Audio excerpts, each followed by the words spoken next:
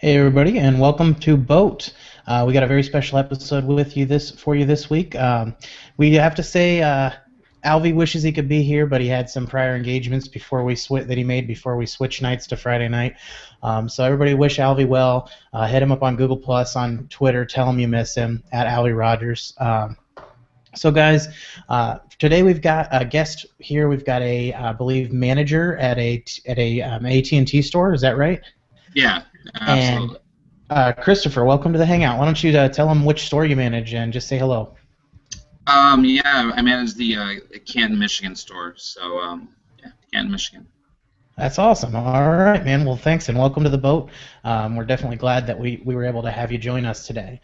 Yeah, thanks We've for got having me. some awesome stuff today. We're giving away a Pressy, which is the small button. What do they call it? The almighty button that you can put in the headphone jack Almighty of your Android phone. button. Yeah, check that out. It is really neat. It comes with a little app that you can set that button to do pretty much whatever you want. You can activate the camera, or have it activate the camera and take a picture, or open up a text message to someone. So really neat little idea, Kickstarter campaign that recently shipped. So if you get in on that, all you need to do is leave us a comment or a question in the question and answer, and we'll definitely get you entered to win that Pressy. All right, guys, we've got the usual suspects aside from Alvy. So today we've got Joe, Chuck, and Fred, and myself. Everybody in the order I just mentioned. Joe, why don't you go first? Say hi to everybody. Hey everyone, it is Joe once again here co-hosting BOATT, as always, Fridays at 9. And like Tony said, pretty awesome show set up with the Pressy and with Christopher. So we are a couple minutes late. We had a couple of technical difficulties, but it should be a very awesome BOATT.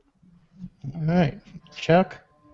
Evening all. I'm going to start off by saying to hell with HTC, and I'll get into that later. So I can get behind that without even hearing the story. And Fred. Hey guys, Fred Scholl here. Happy to be aboard once again. We'll be talking, as you guys probably know, we'll be talking about the iPhone 6, as everybody is. We've got some discussion about the Moto 360 battery, I believe, and whatever else you folks want to call in, so to speak, in the Q&A section. And don't forget that Q&A is open for everyone. Anytime you want to just throw a question in there, or even just if you want to just add a comment. I know I find myself watching Hangouts on air, and I wish that I could just add a comment in there, like I wish I was hanging out with them. So questions or comments, whatever you want to do, just throw them in there at any time. And do remember, just anything you put in there will enter you to win that Pressy as well. So big news for the week. We are moved over. Obviously, you should know this if you got the invitation and you're tuned in right now, but just in case you got the invitation and assumed it was the same, we are moved over to the new channel.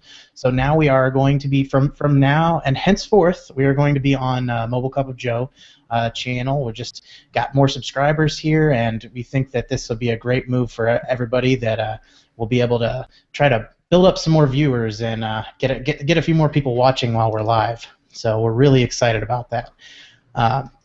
So let's get on to the first thing here. What are we going to talk about?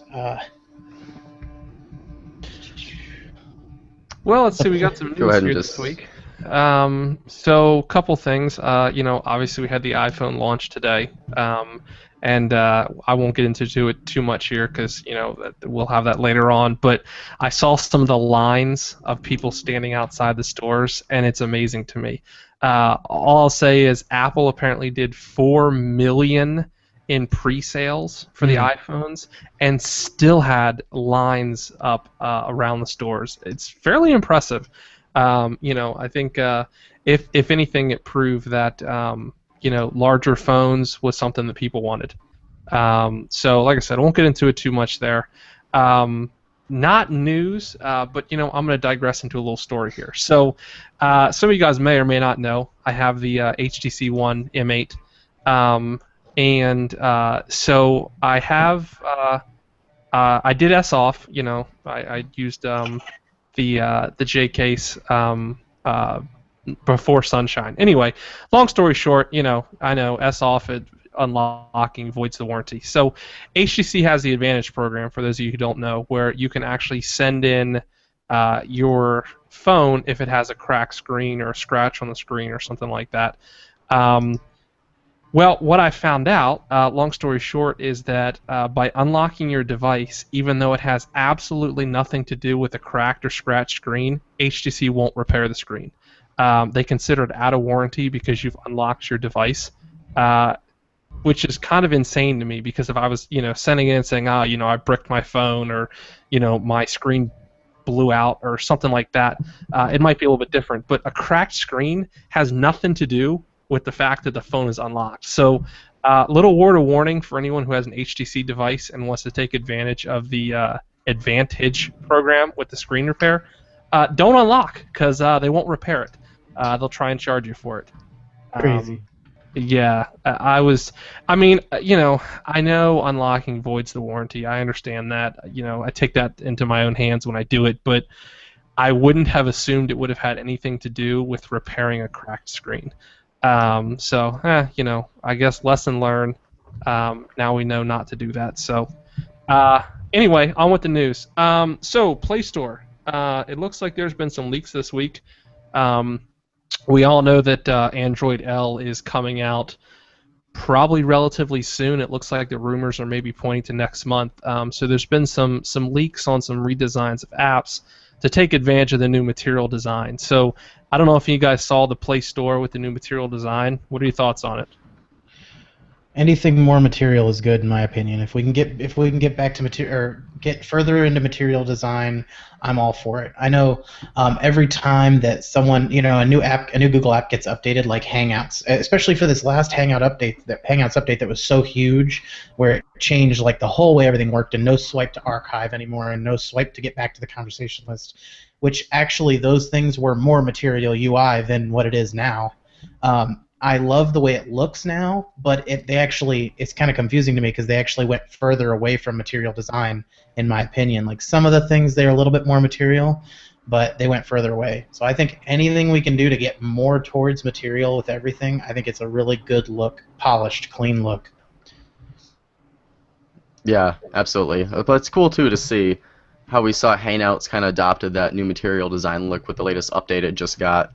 And we kind of saw the Google Play Store earlier take this material design update. I think it was maybe a month ago now, where the profile pages for the applications and whatnot got updated. So you've got the trailer front and center, and then you've got some of those gorgeous Android L animations and all that. So it is cool to see Android L kind of slowly trickle out into Android as a whole. So it'll be very awesome to see getting these new material design changes to the Play Store, because it looks like they're really putting more of an emphasis and more of a push and a bigger update to the Play Store than we got with that last one. So very exciting stuff for sure.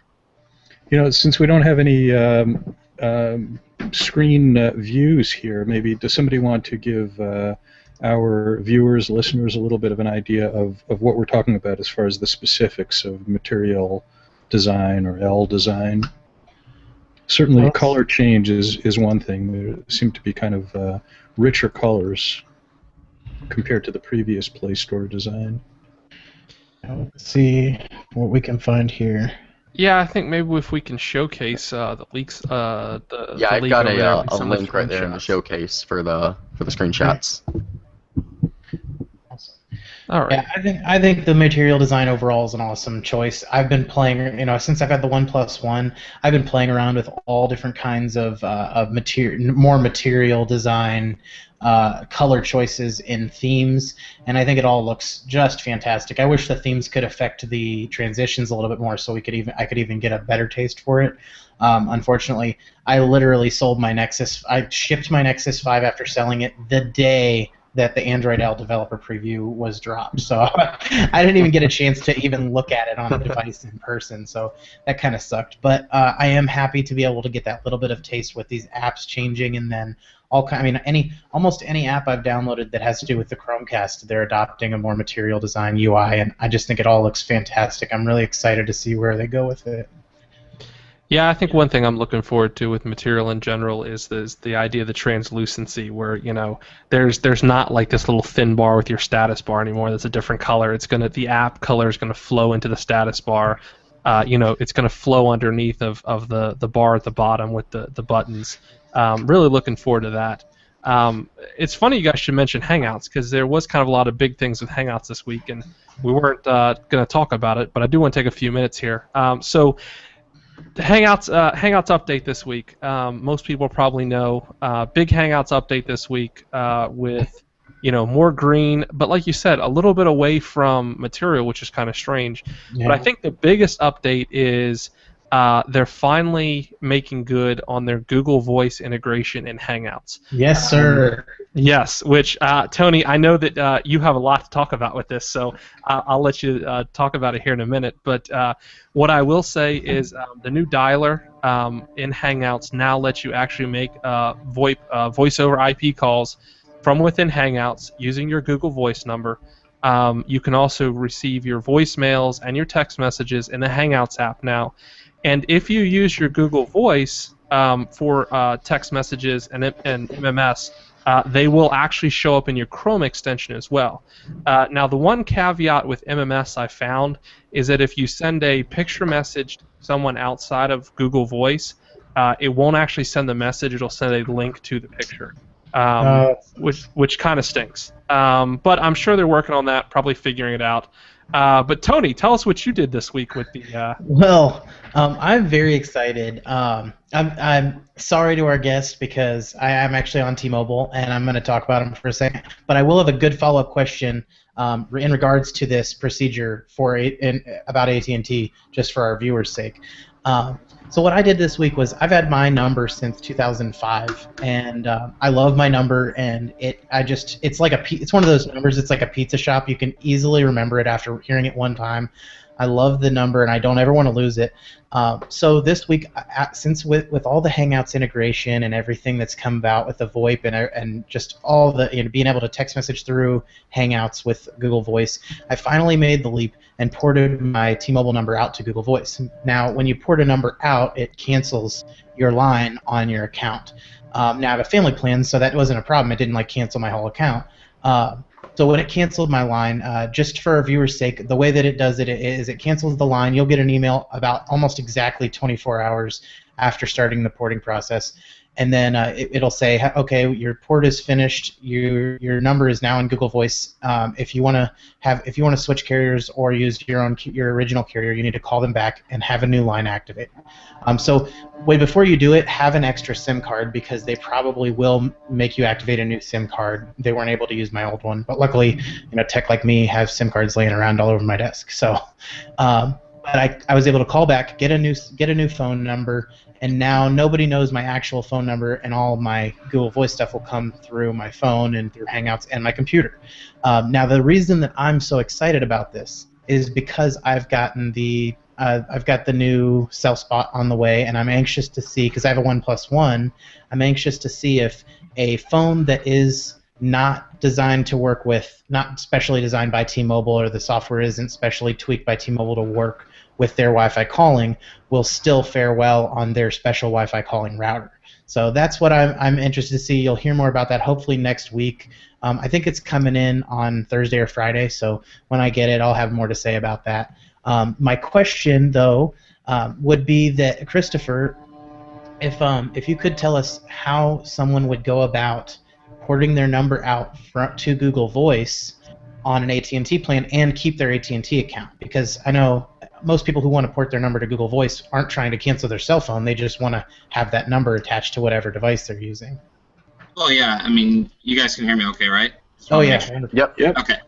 Yeah, I mean, it's a very similar process to T-Mobile, but the thing that I would tell you about that is if you do decide to go down that road, at least for a viewer's sake, make sure that you know what VoIP calling is, what it can do, what it can't do, and make sure you call your carrier immediately afterwards so that you're not incurring any termination fees or accelerated charges. One thing you'd want to be cautious of when doing something like that is, especially if you're on an AT&T Next plan, or if you're on one of T-Mobile's jump plans or any of that, that could cause a problem with accelerated payments, just because you're canceling the original line that you had on there. Technically, you're canceling the phone number.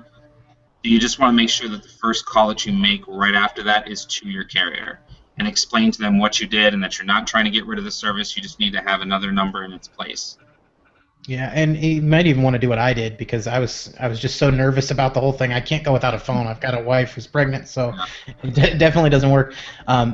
As soon as I got the first notification that they started the port, this was a little bit out of my ignorance that I did this. I immediately called customer service to lodge notes with them and say, okay, this is what I'm doing. I'm not canceling. I just want to know that, because especially since I'm the account holder, I was worried that porting my line out would affect the rest of the account. And they were like, no, it'll just switch over. So yeah, you definitely want to get good notes on the account. It's worth the extra couple minutes talking to customer service so that everybody understands what's going on when they look at your account. For sure. But that's good to know that you can do the same thing with AT&T, because with a lot of us making these changes, and by the way, I will say I'm not switching to fully VoIP calling. I'll do that at home, and it's just kind of a fun thing. And really, I'm just doing it to take advantage of the free router that's like way more expensive than the one that I have. I have a $30 Belkin right now, and this one is like a $200 Asus router that I'm getting for free. So that's why I did that. But I'm not switching to full VoIP calling. And Google Voice, when you have it forwarded to your phone and make calls like normal, you can, through the Google Voice app, set it to always call from your Google Voice number. Still uses the minutes on your plan, doesn't use the data all the time. So you do have options if and when you decide to switch out. And with the Hangouts integration, in my opinion, it's an awesome time to do that. Yep. So just a couple notes. Glad you brought that up. If you don't want to use VoIP, you do need the original Hangouts app. And the router you're getting, Tony, is the AC68. I've got the AC66, and voice is crystal clear. I've used the Hangouts VoIP at home on my Wi-Fi for probably about 20 hours worth of phone calls now, and it is crystal. It's amazing. That's awesome. I'm glad to hear that. All right. So, before we move on, I'm sorry. I would say not to derail from the VoIP topic, but we do have a question from Mark Hoyle. He asks, is there anything about material design that you do not like the look of / function of? Yes, there is actually something. I don't actually like the fatter top bar in some of the apps. Yeah. I think there's some wasted space with that. I understand why it's there in some cases, but I think that they could have thinned it down a little bit with the design. I know what you mean. When I see material design, redesigned apps, especially like the Play Store when they redesigned it, when I see those apps right next to each other with the old screenshot, I always think, why does it look so much bigger?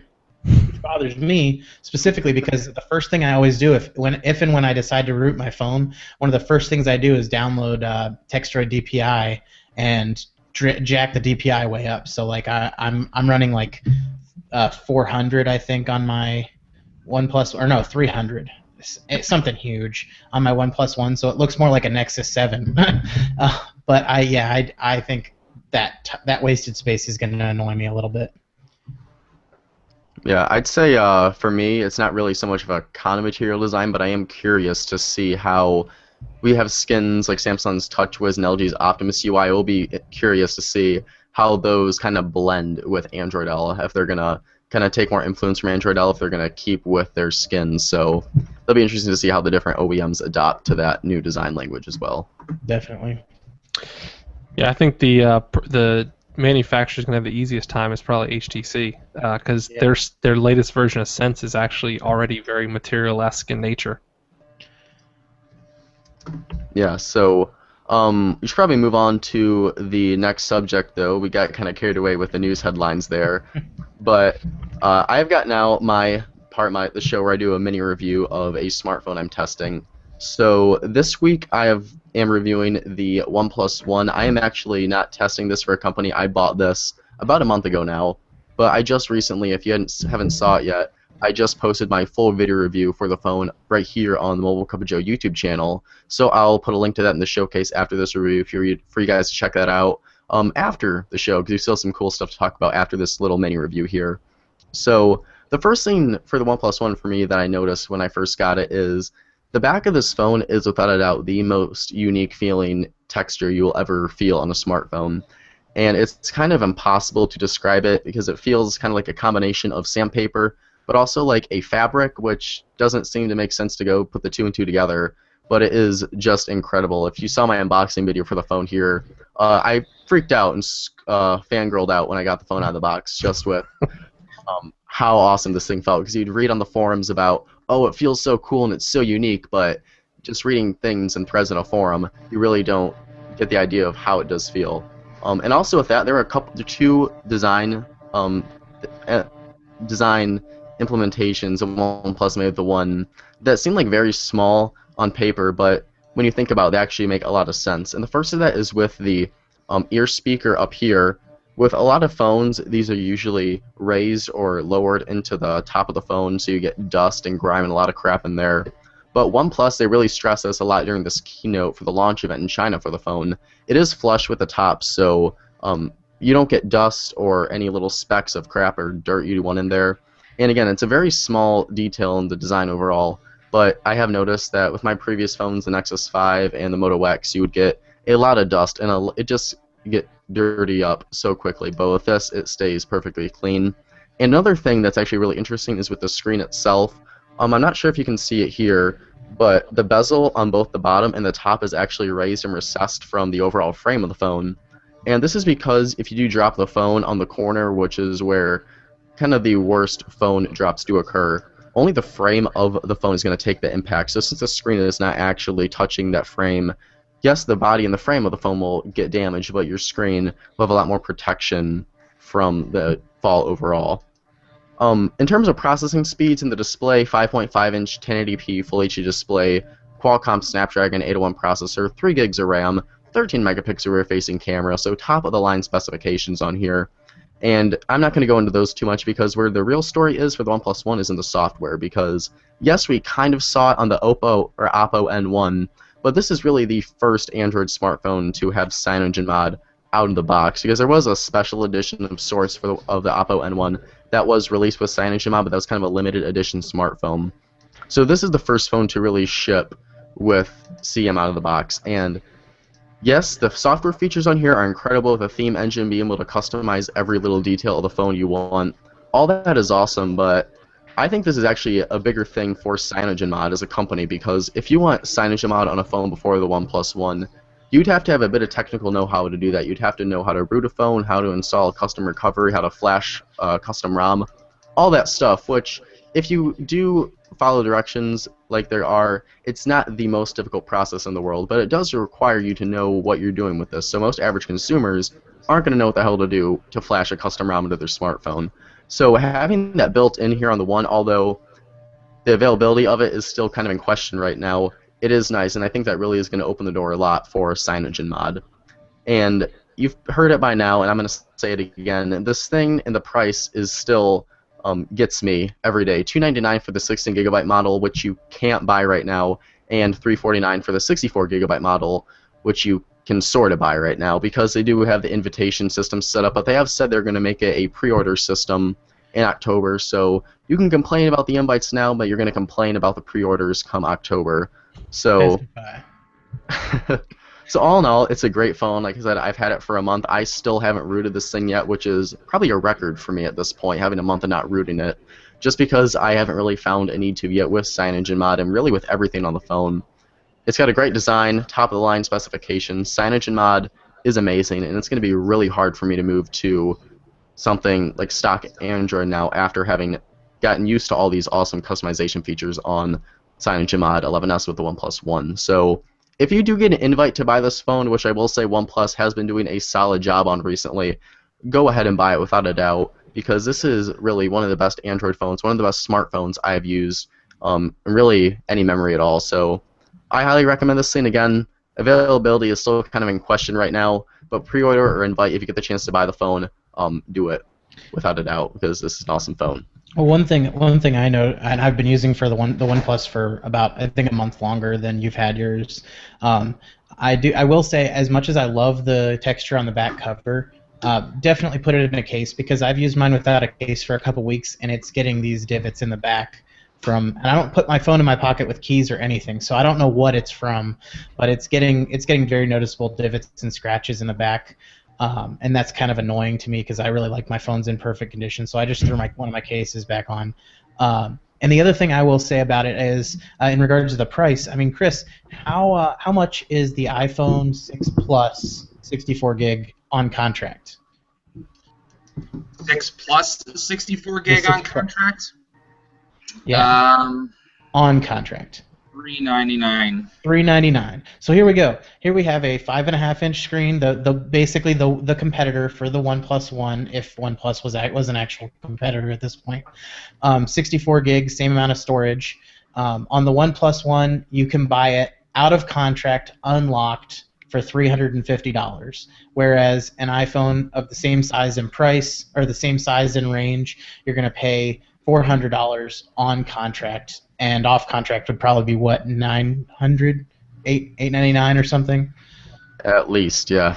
Yeah. So I mean, that's my little 2 cents about the OnePlus. I've really enjoyed using mine, but the price, like Joe said, if you have a chance, even if you've like given up on the company or you think that some of the stuff that they've done is annoying, at least get the phone, and then you'll be able to sell it for at least as much as you bought it for. You might take like a $10 hit on shipping, but other than that, if you absolutely don't like it, but I can't imagine anyone not liking the phone if you're an Android user.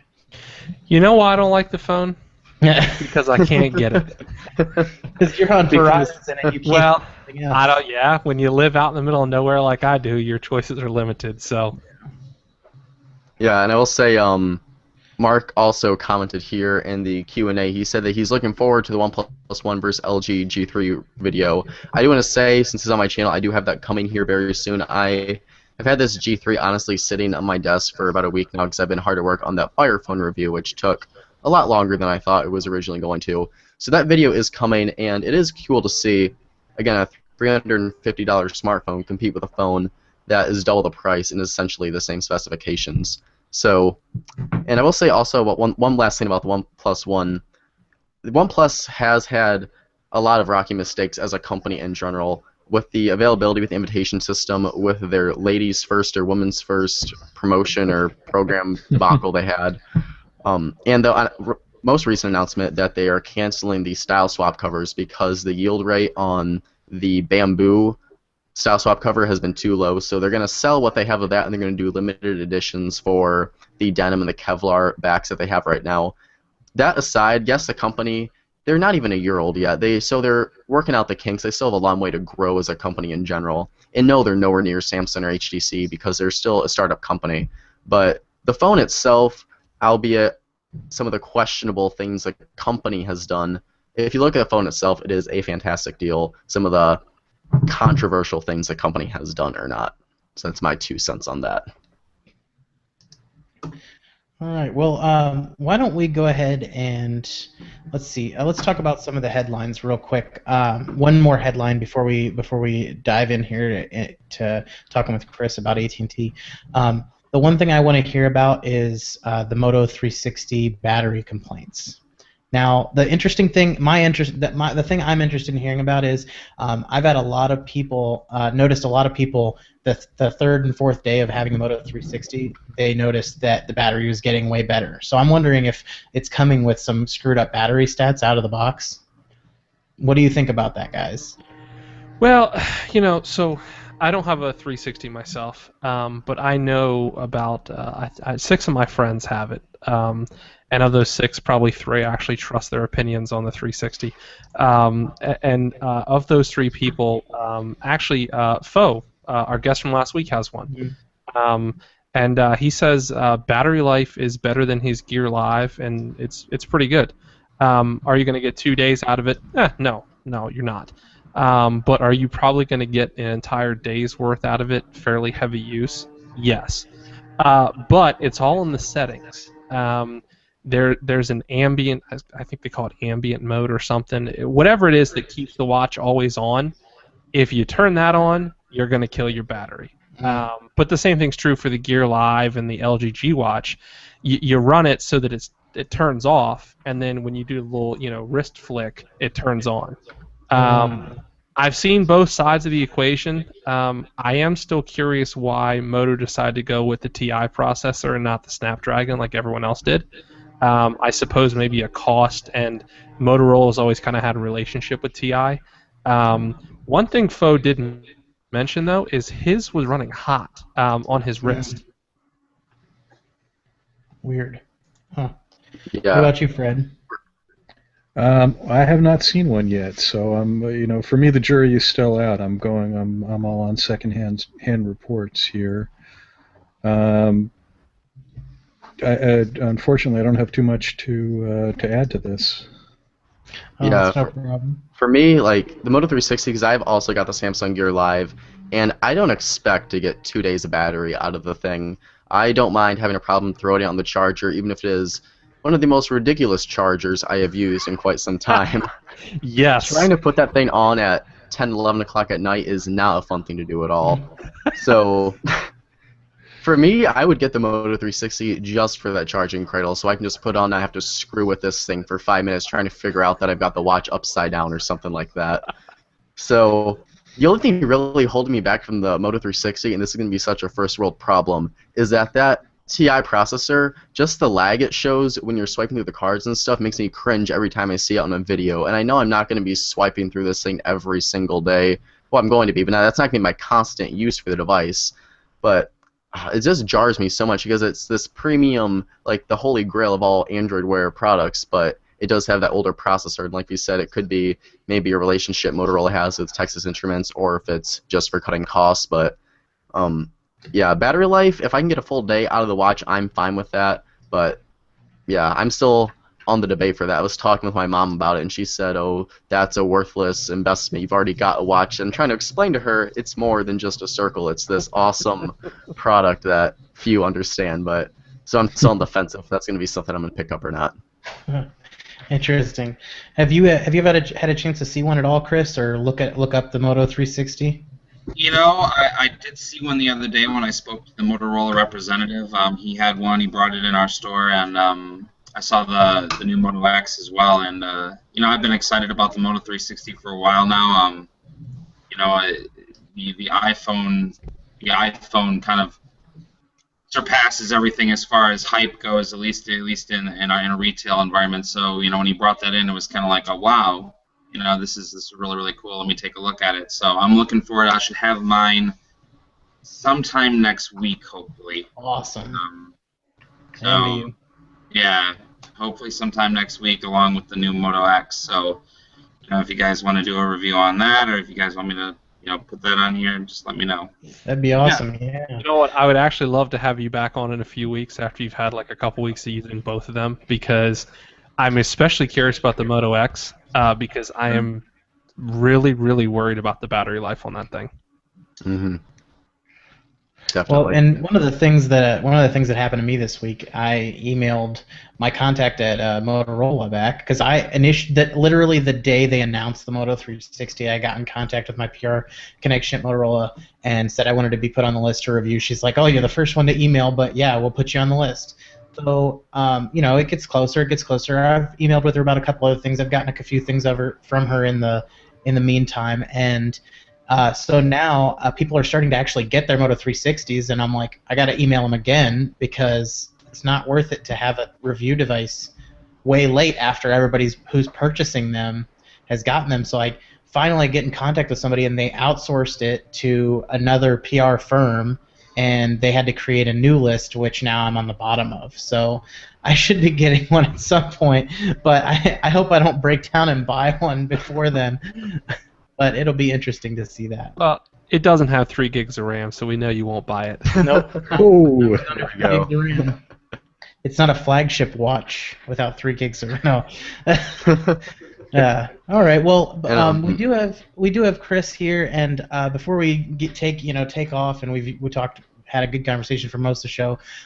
For anybody who's just joining us, we still do have the Pressy giveaway going on. So comment on the event page, or really, we'd prefer if you do something in the question and answer. Do something in the Q&A. You can enter yourself to win the Pressy Kickstarter Pressy that we have, but the almighty button for your phone. So as I said in the beginning, if you're just joining us, we've got Chris here with us from AT&T, and the first thing I want to ask you about, Chris, is the iPhone launch. It must have been awesome in your store, right? It must have Yeah, been really cool. we were really fortunate. Last night I left at around 8:30, and we had about 10 people and 12 people in line at that point in time, and everyone was really happy. Everybody, I mean, it was. I don't know where you guys are located, but it wasn't very warm. Temperatures got down last night to around 44 degrees. Ouch. And, so they went the whole night, and I got there this morning around 6 o'clock, and there was considerably more people there. But they were all huddled in blankets, but everyone was in really good spirits, and we had news camera there and some stuff going on. So it was a lot of fun. Everyone had a really great time, and lots of cool stuff happened. Someone just commented a couple minutes ago. Nolan Hutwelker asked if you have any information on any voice over IP, whether the iPhone 6 is compatible with voice over IP. I assume it is.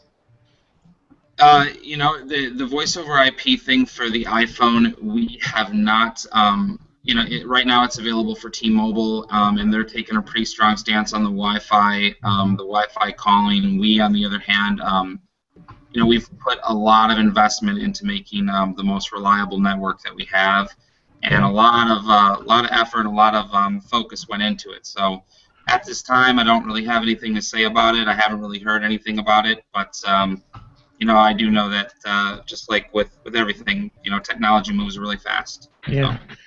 Well, Chuck, you may be able to help us out with that a little bit. I know they said during the Apple launch that it's fully compatible for voice over LTE. So does that mean that it should be compatible with voice over IP?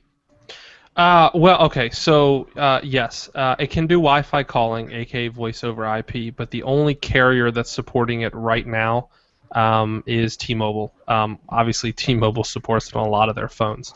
Yeah. But they have said that other carriers, AT&T, Verizon, Sprint, who knows, if they even get it, will actually be working to enable the voice over IP. The thing is T-Mobile's in a position now where they have to do something. They don't have the spectrum that AT&T and Verizon have.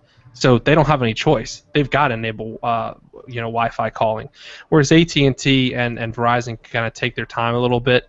And I'll err on the side of caution and say to make it better when it does actually roll out. Mm-hmm. As opposed to T-Mobile, where it's a rollout out of necessity right now. And they started with a beta. I had phones that had voice over IP capabilities before they even activated them, and I was like, "What is this? And why is it on my phone if I can't use it?" That was kind of annoying. Guys, not to interrupt real quick, but one thing I would say, and obviously you may know this, but and I hope some of your viewers do, but voice over IP calling, especially on the iPhone. I mean, if you've ever made a FaceTime voice call, or you don't necessarily have an iPhone, but there are multiple platforms where you can experience that on already, and it's just the using of your specific phone number and calling over using that is what's new. So a little bit different. Well, people are so obsessed with hearing about it right now because of the voice over LTE is this brand new thing that they've never heard of, and I think a lot of people are maybe a little bit too excited for it because they don't realize how much data it's going to take up, especially if they use any amount of calling. Right. And I, like you said, I mean, totally respect you for giving out that little bit of a disclaimer at the beginning, like, don't get yourself into it too deep. But I understand because it's not something. Data is the thing that's limited now. Almost everyone I know has unlimited minutes on their plan. So. Yeah. So, Chris, I had a question. How do you guys gear up and get ready for a launch like the iPhone? I've always been curious, maybe as much behind the scenes as you can kind of tell us. Like, how do you guys get ready for something like this? Well, a lot of people have asked me that. A lot of people ask me that in line when we're sitting there waiting together for 2 hours before the store opens, and people are just staring at me like they're ready to break down the doors. We talk about it, and we find out about at least I find out about the iPhone launching the same day as the general consumers find out. And basically at this point in time, AT&T, obviously we've had the iPhone the longest. We've been through the most launches.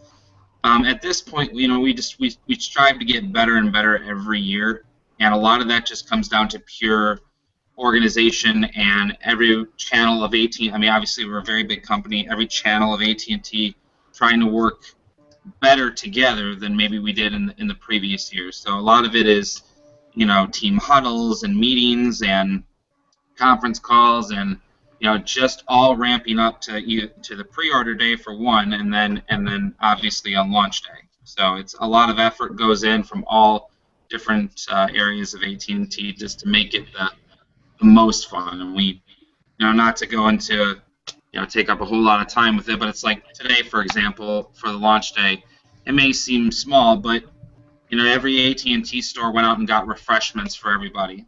And based on volume, we had X amount of I had Panera bagels and bottles of water and special K bars and all sorts of things that we pass out to people in line to try to make it a fun experience to be there, not just I'm going to take your money to buy this phone. We want it to be, differentiate us from Verizon or T-Mobile or whoever else. So, that's what we kind of do to prepare. We try to make it as seamless as possible for our customers. I think that's pretty cool. Sorry, go ahead, Joe. I was to say, like with the event today, what kind of iPhone did you think people kind of filtered more towards? Because I know a bigger iPhone was the big thing with the iPhone 6, but did you see people kind of gravitating more towards the iPhone 6 or the 4.7 display, or were they kind of leaning more towards the really, really large 5.5-inch display with the 6 Plus? I would say that the people that were there very early in the morning, or I should say the night before, were all pretty much geared towards the 6 Plus. I think people knew that it was going to be the most limited supply. Obviously, the back orders are, they're pretty far out at this point. So people are, people were really excited. They were excited about both of them, but they were, the early risers, so to speak, they were all there for the 6 Plus. And then as the day progressed, we had, it was 6 of one, half dozen another. They were both really there. Was there a most common storage size that people wanted, or people going more towards the higher spaces or lower? That was actually, I've been through 6 launches myself, and 5 launches, and I will say that the higher gigabytes, I think, in my personal opinion, I think that the addition of the 128 gigabyte and the removal of the 32 and just putting a 64 there, that really gave people, it gave them not just a little bit more, but it gave them a pretty significant amount of storage. And 64 gigabytes was pretty popular, more popular than maybe I personally thought it was going to be right off the gate, but it was, we sold a lot of them. That's awesome. Yeah, I have to say, when I first heard about, I think it was Meizu, the MX3 or the MX4, that's an Android phone, and it's in China, I think, China or Japan, and they kind of even design it to look a little bit work a little bit more like Android or like iPhone, just with no app drawer and stuff like that. But when I heard that they were releasing a phone with 128 gigabytes of storage, I was like, please bring it to the U.S. And they didn't. But just because I'm a storage junkie, and I use cloud storage, but I want to be able to have every single one of my 800 wedding pictures stored on my phone. If I ever want to look at them without a connection, I want that. So that's just me, though. I hope that people are enjoying that 128 gigs, since we don't really have that option in the Android community without external storage. Yeah, I have to agree with you. I think that 32 gigs, and Apple actually decided to skip the 32, which is, I guess, a little bit confusing. I would have thought maybe they would have gone 32. 32 would have been the low end, 64, 128.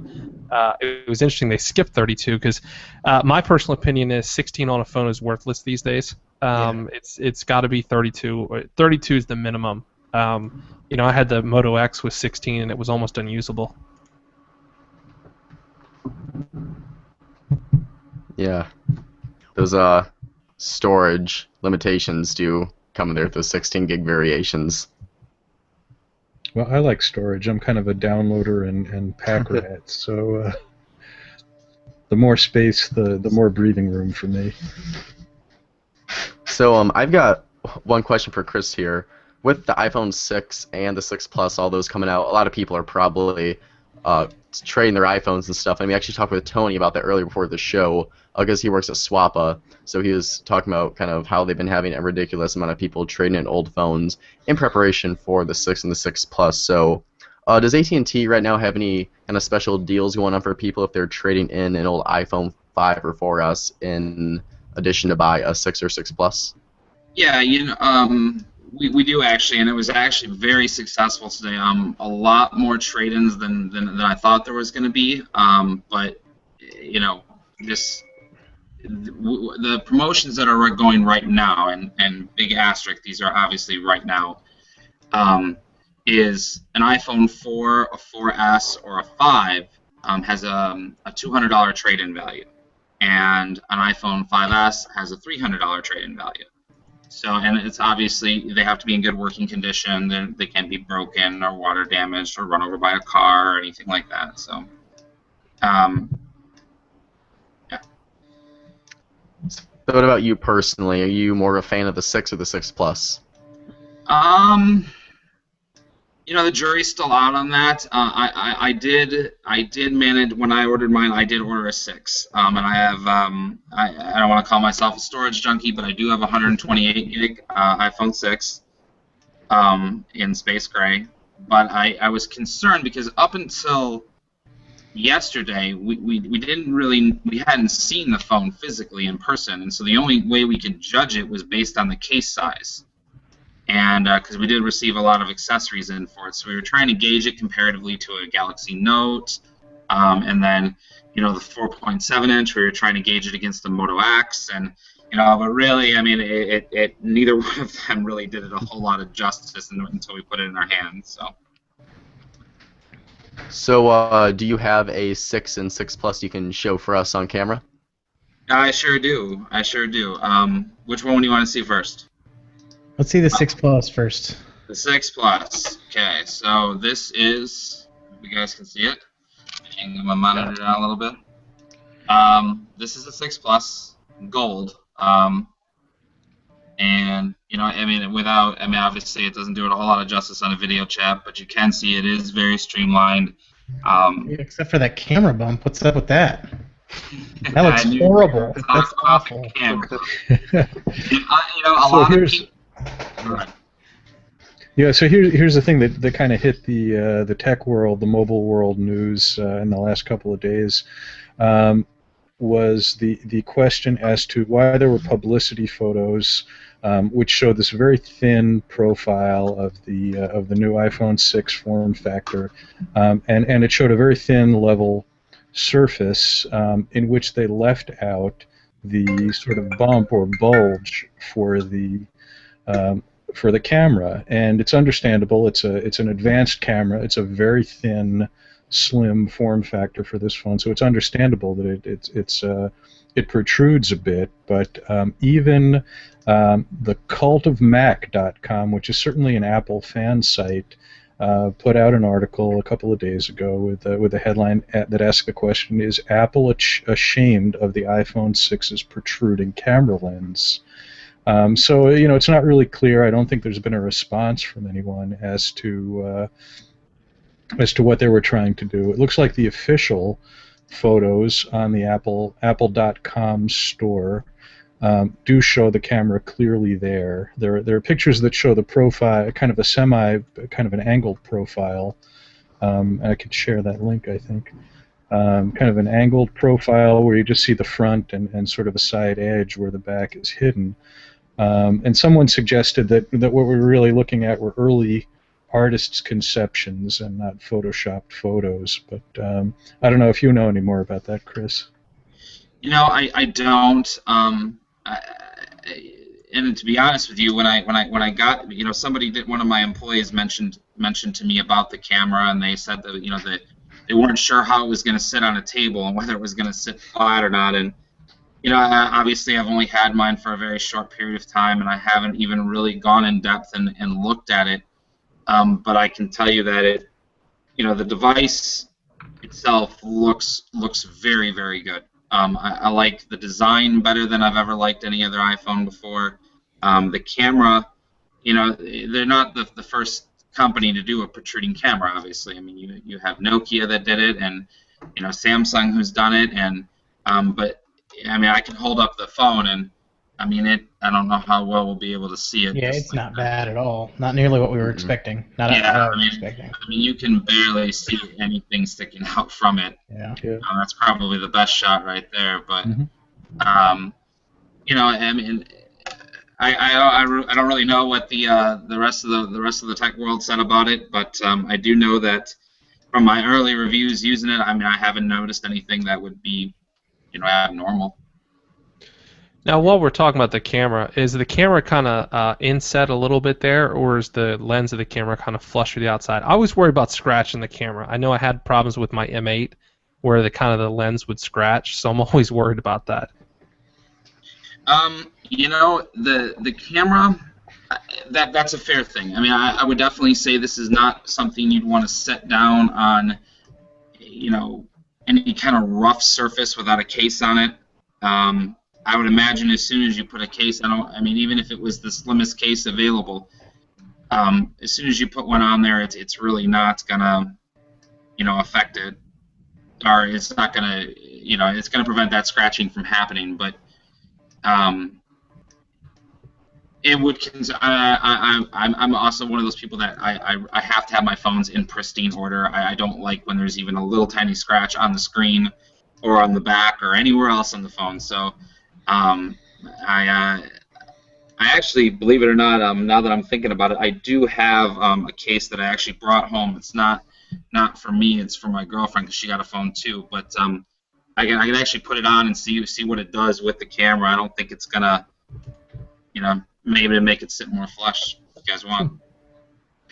Nolan Hutwelker had another question. He said. Did you notice any shift in? Well, he actually asked me this, but Swappa doesn't do trade-ins. So, if there were a lot of people trading their old phone in, did you notice more people trading in Android for iPhone, or was it mostly iPhone to iPhone? I noticed mostly iPhone to iPhone.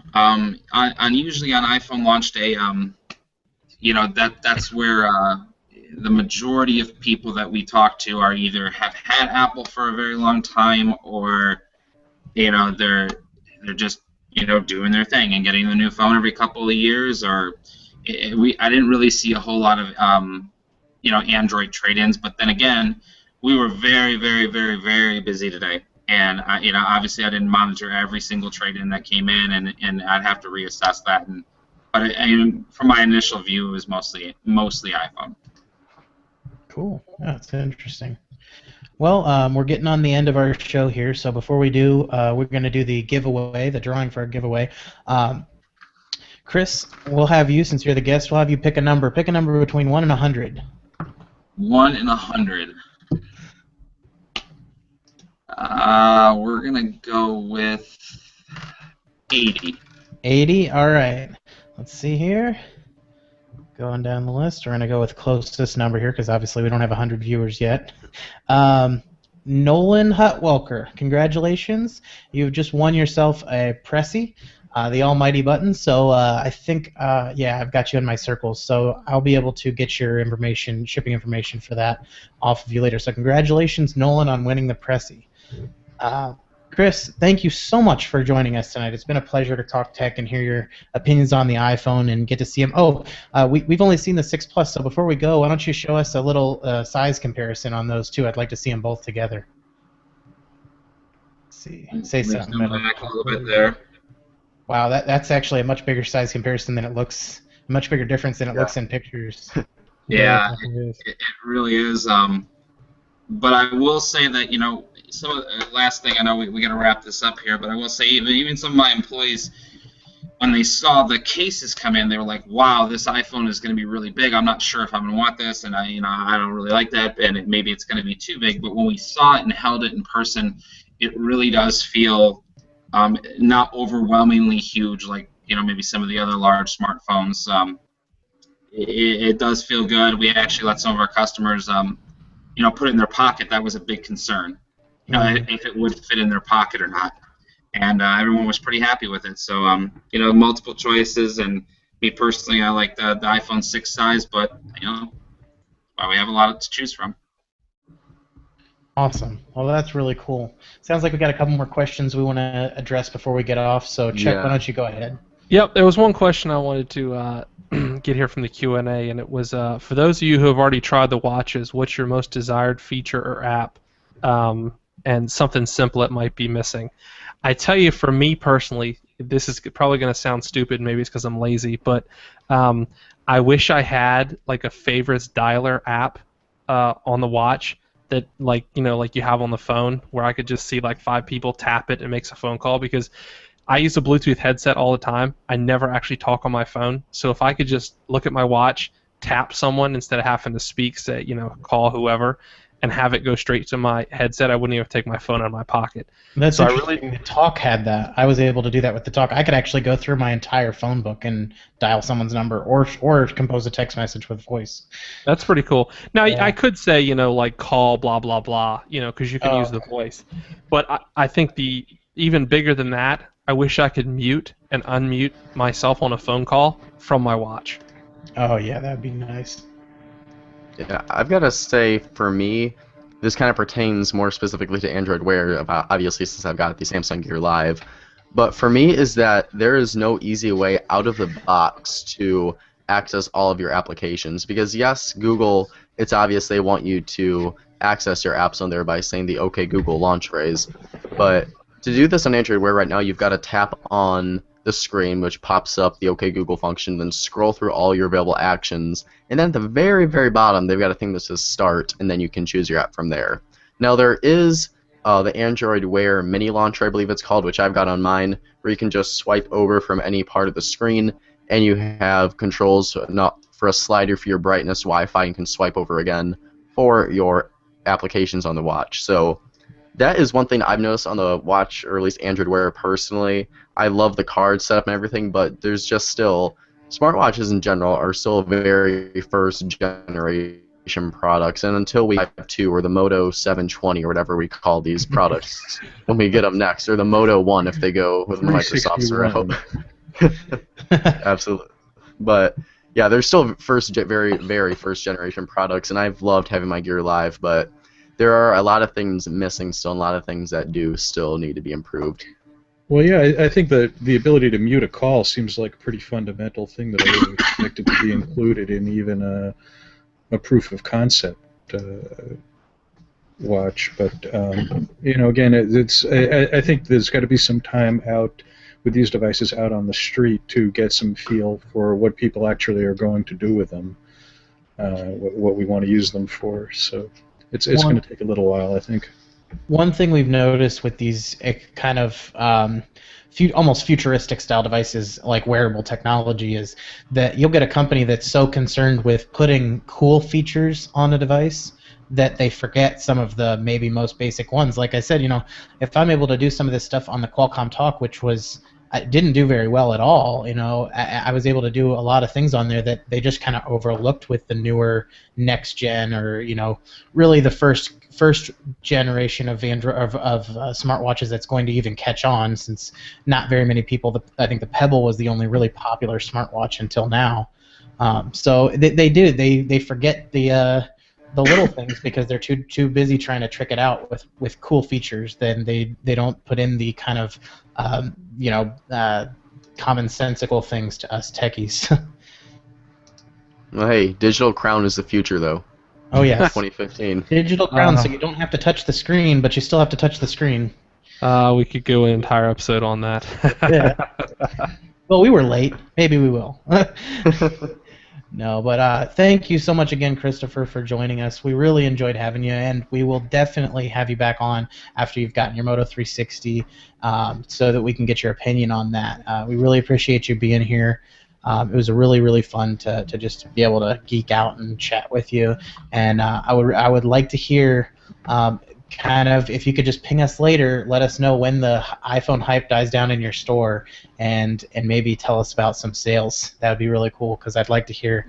I know just being in the resale phone market, seeing how many different listings we have and how many new sales and breaking actual sales records because of these new announcements. I'd really like to hear the point of view of someone who has actual information about that from a store. Yeah. Well, like I said, guys, thank you very much for having me. And if you guys want my opinions on any of the stuff that we're launching soon, let me know. I'll do my best to get on with you and let you, give me my opinions or ask questions or whatever you want to do. We got a lot of cool stuff coming soon, which I'm sure you guys already know about. But just let me know. Note 4. Thanks I again. want to hear about the Note 4. Note 4, huh? Well, they decided to do their pre-order day today. That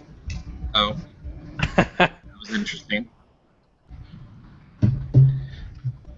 All right. Well, so as far as what's coming next, I think next week we also do have another AT&T representative with us. Is that right, Joe? Yeah, we have got Teresa Mask. She is a PR rep for AT&T here in Michigan, and she'll be on the show to talk about AT&T's Drive Mode application, and she'll also talk about their It Can Wait, their program against texting while driving. So really cool conversation coming up with that. A bit different from the iPhone, but still a really important topic that doesn't get talked about enough. So really good talks about the whole texting and driving and using your phone on the road with Teresa next week. Maybe we can give away some don't text and drive bumper stickers. That'd be pretty cool. I've talked to her. Very sweet. We had a lot today to give away. I saw Teresa today, and that was not to take up any more time, but that's really, really important. AT&T guys and all your viewers, don't text and drive. It's not worth it. It can wait, and not just with AT&T, but any carrier, any cell phone, it can wait. That's awesome. Yeah, Absolutely. definitely. Chuck, what do you have going on this week? What do I have going on this week? Well, I'm finishing up some iOS apps I'm working on for designing some student planners. But more importantly, trying to decide whether my next phone is going to be the Note 4 or the Motorola Turbo, as it looks like it may end up being called. Awesome. What's the size of the battery on that Turbo? Since I know that was your drawback on the X. Well, yeah. So rumor, of course, it's all rumor at this point, is the Turbo is Snapdragon 805, 3 gigs of RAM, Quad HD, and a 3,000 milliamp hour battery. So, in my opinion, everything the Moto X was supposed to be. Yeah, definitely. All right, And it Fred, what do you? passes Tony's 3 gig seal of approval. Hey, man, The 3 gig test. What have I got coming up? Well, as always, I'll be writing articles on Tech Dissected, news, reviews, new products, and whatever is going on in the tech world. In a couple of weeks, I will be attending Interop in New York City, which is a very large IT conference. Big IT vendors there will be there with large solutions like cloud storage and so on. So that'll be interesting. I'll let you guys know more as I see who the attendees are and see who I get to interview over there. A few weeks after that, there is another event which is CES Unveiled, also in New York City. And that is kind of a preview, I believe, to the actual CES show, which is in January or February in Las Vegas. But at least some of the vendors, the manufacturers are going to be there and maybe able to get there and get a little taste of some of the next generation gizmos and gadgets that we'll be seeing in the coming year. Awesome. Well, that is really cool. Well, again, Nathan, I'll get with you on your on what you won here on winning the Pressy. Thank you everybody for showing up for the boat. Thanks everybody who watched. We wouldn't do it without you. Actually, we probably would. It just wouldn't be public. But we really enjoy having this time just to get together and geek out and have somebody to talk to and an audience to talk for. So we're really excited about next week. We've got some very special changes coming in the future, so definitely stay tuned, and we'll try to have as many more giveaways as possible. And again, thank you so much, Chris, for showing up for us. We really enjoyed your company tonight. And what we've been doing is we've been having, I have to do it since Alvy's not here, so we've been having our guests give us a toot-toot for the boat. So if you could just give us a quick hoot-hoot before you leave. Hoot hoot. Awesome. Well, thanks so much, guys, and we'll definitely see you next week. Thanks, guys.